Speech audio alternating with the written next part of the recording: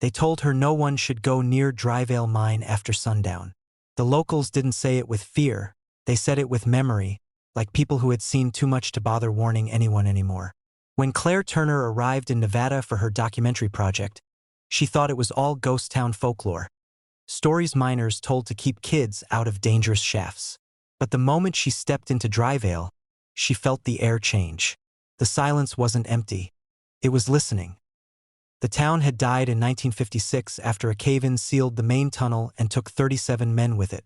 Their bodies were never recovered. The company left overnight, and the desert slowly swallowed everything. Now what remained were wind-torn signs, rusted rails, and the black mouth of a mine that looked almost alive. Claire set up her camera near the entrance, eager to capture evidence of paranormal sounds people claimed came from below. But as the sun dipped and the cold crept in, she began to hear what she thought were echoes, soft metallic clangs, rhythmic, like someone still working underground. She froze, every instinct whispering that it wasn't the wind. The sounds grew clearer, the scrape of tools, a faint cough, and then a voice. It was a man's voice, hoarse, distant, calling her name. Her breath hitched. Nobody knew her name here. The camera's red light blinked, recording every second, while Claire stared at the blackness of the mine, realizing that whatever was down there knew she had come, and had been waiting. Claire took a trembling step back, her boots crunching against the gravel. The voice had come from deep within the tunnel, low, broken, and almost human, yet laced with something hollow. She tried to convince herself it was an echo, maybe a sound bouncing off the mine walls, but her heart knew better. The way it whispered her name didn't sound accidental. It sounded intentional. The desert wind picked up, sweeping dust around her feet as she aimed her flashlight toward the darkness. The beam stretched only a few feet in before dissolving into black. That's when she saw it. A faint flicker of light, far down the tunnel, like a lantern being swung back and forth. Her camera caught it too. The faint reflection danced across her lens. Someone, or something, was moving in there. She shouted, "Hello? Is someone down there?" Her voice bounced back in fragments. Then came a reply. It wasn't words this time, just the faint sound of weeping. It grew louder, closer, until she could hear every trembling breath. Claire's pulse pounded in her ears. She looked around. There was no sign of life anywhere. No cars, no houses, just endless sand and rusted ruins. Yet the crying came from inside that tunnel like it was begging her to come closer. Against her better judgment, Claire stepped inside. The air turned cold instantly, colder than outside. The smell hit her. Wet earth, old metal, and something else. Something rotting. The sound of dripping echoed from somewhere ahead. Every few seconds, she heard footsteps that weren't hers, dragging slowly across the dirt. Her flashlight flickered, the battery already dying though she'd charged it this morning. That's when she noticed the writing on the tunnel wall, smeared in dust and something dark. Still here. The light blinked again, and behind her, just for a heartbeat, she heard a whisper, right by her ear. "Welcome back, Claire." Claire spun around so fast she dropped her flashlight. The beam rolled across the uneven ground, throwing quick, jagged shadows against the walls. Nothing was there, no one behind her, but the whisper still clung to the air, faint and trembling. She pressed a hand to her chest, trying to steady her breath. How could anyone here know her name? She hadn't told anyone about this trip, hadn't even updated her location online. She was completely alone, or so she thought. The tunnel seemed to pulse with sound now, a slow thudding that echoed like a heartbeat deep in the earth. The deeper she moved, the more she felt it vibrating through her boots, like the mine itself was alive beneath her feet. Her camera still blinked red, recording every second, but the screen began glitching, white static flashing for moments before clearing again. Each time the static hit, she swore she saw shapes in the frame. Dozens of them, faces pressed against the dark, just out of sight. The air grew thicker. Dust hung motionless, refusing to fall. A metallic taste filled her mouth as she passed an old wooden support beam etched with numbers. 37. The same number of men who died in the cave-in. She stopped, From somewhere ahead, the sound of metal scraping stone echoed again. Then came whispers, not one, but many, layered voices murmuring over each other, all speaking too fast to understand. It sounded like prayer, or maybe warning. Her light flickered once more, and when it came back, something had changed.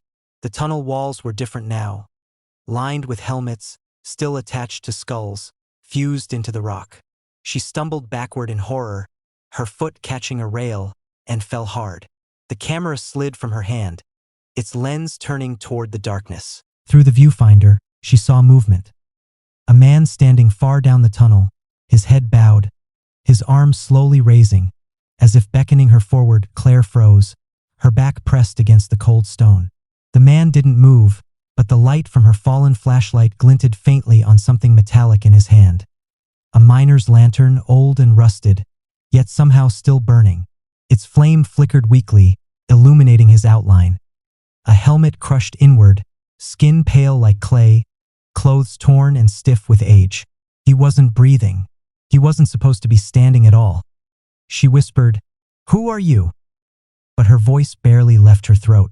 The man tilted his head slightly, like he was listening, and then began walking toward her with agonizing slowness. Each step scraped against the dirt, the sound echoing off the narrow walls like claws on metal. Claire grabbed her camera, aiming it toward him. Through the viewfinder, his image distorted, his face splitting in static, his body jerking unnaturally between frames. When she lowered the camera, he was gone. The tunnel fell into silence again. Only the faint dripping sound remained. Then, from behind her, another voice whispered, "We never left." It wasn't one man this time, it was a chorus. Dozens of voices layered in agony. The ground trembled. Dust rained from above as the tunnel groaned. The same deep rumble that must have come just before it collapsed in 1956. Claire stumbled forward, her flashlight sputtering in and out, revealing flashes of movement. Hands reaching out from the walls, faces frozen mid-scream. She ran, but every direction looked the same. The passage twisted like it was alive, closing in around her. She tripped over an old pickaxe, her palms scraping against the dirt. The whispers followed her. Closer, clearer, calling her name again and again. "Claire, Claire, you came back." Her breathing turned ragged. She could see the faint light of the entrance ahead, flickering through the dust. She sprinted toward it, her boots slipping on loose rock. Just as she reached the opening, something cold grabbed her ankle. The grip was impossibly strong, pulling her down into the dark. She screamed, kicking wildly, clawing at the dirt. And then, silence. The mine swallowed her whole. When Claire opened her eyes, everything was different. Her flashlight was gone, her camera nowhere in sight. The air was thick and heavy, filled with a sound that didn't belong. An endless echo of picks striking stone, steady and distant, like the miners were still at work. The tunnel around her glowed faintly, though there was no light source. It pulsed with a strange orange shimmer, as if the rock itself was breathing. She tried to stand, but her legs felt numb. The ground beneath her was soft, too soft. She looked down and realized she wasn't lying on dirt anymore. She was lying on bones. Dozens, maybe hundreds, crushed together like they'd been pushed there by the weight of the earth. The metallic scent filled her nose, making her stomach twist. She stumbled up, trembling, whispering to herself, "This isn't real. It can't be real."